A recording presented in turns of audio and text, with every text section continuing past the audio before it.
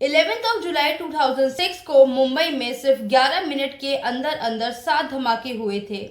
Suburban railway network पर ये सारे हमले एक साथ वेस्टर्न लाइन पर शाम के काम के बाद के रश के आड़ में किए गए थे। इन धमाकों में 209 लोगों की जान गई थी और 700 से ज्यादा लोग घायल हुए।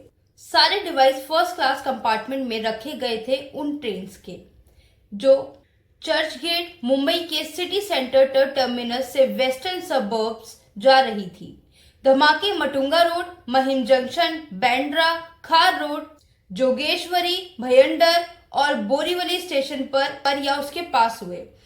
उस समय के होम मिनिस्टर शिवराज पाटिल ने कहा था कि अथॉरिटीज के पास कुछ इंटेलिजेंस थी जो एक संभावित अटैक का संकेत देती थी, लेकिन एग्जैक्ट जगह और समय का पता नहीं था। 19 साल बाद बॉम्बे हाई कोर्ट ने इस सीरियल ब्लास्ट केस में सजा पाए हुए 12 लोगों को बरी कर दिया है। 2015 में एक विशेष मकोका कोर्ट ने इन 12 आरोपियों को दोषी पाया था, जिसमें से 5 को फांसी की सजा और बाकी 7 को उम्र कैद दी गई थी। लेकिन अब हाई कोर्ट की बेंच जस्टिस अनिल किलोर और जस्टिस श्याम चंदक ने ट्रायल कोर्ट का फैसला रद्द कर दिया है, कहकर कि प्रोसिक्यूशन पूरी तरह से अपना केस साबित करने में फेल हो गया। प्रोसिक्यूशन अपना केस साबित करने में पूरी तरह से असफल रहा है। ये विश्वास करना मुश्किल है कि आरोपी ने ये अपराध किया, इसलिए उनकी कन्विक्शन को स्क्वैश किया जाता है। बेंच ने कहा और ये भी कहा कि अगर किसी और केस में जरूरत ना हो तो उन्हें जेल से रिहा किया जाए। कोर्ट ने प्रोसिक्यूशन की कमी के कारण आरोपियों को बेनिफिट ऑफ डाउट दिया। कोर्ट ने गवाहों के बयानों पर सवाल उठाए, कहकर कि 100 दिन बाद किसी शख्स को पहचानना मुश्किल होता है। बेंच ने इन्वेस्टिगेशन में भी कई गड़बड़ियां बताई।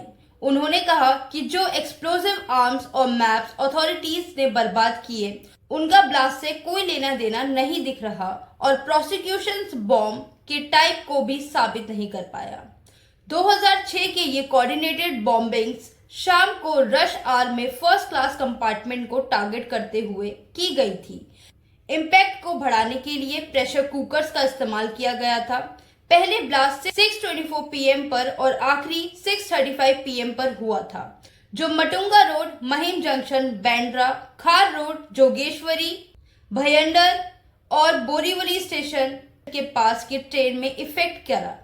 आज के हाईकोर्ट ऑर्डर के बाद फैजल शेख, आसिफ खान, कमल अंसारी, इम्तियाज सिद्दीकी और नावेद खान, जिन्हें फांसी दी गई थी, एक साथ 7 लोग और जिन्हें उम्र कैद मिली थी, जैसे मोहम्मद साजिद अंसारी, मोहम्मद अली, डॉक्टर तनवीर अंसारी, माजिद शेख, मुजम्मिल शेख, सोहेल शेख और जमीर शेख, सभी अब रिहा हो जाएंगे।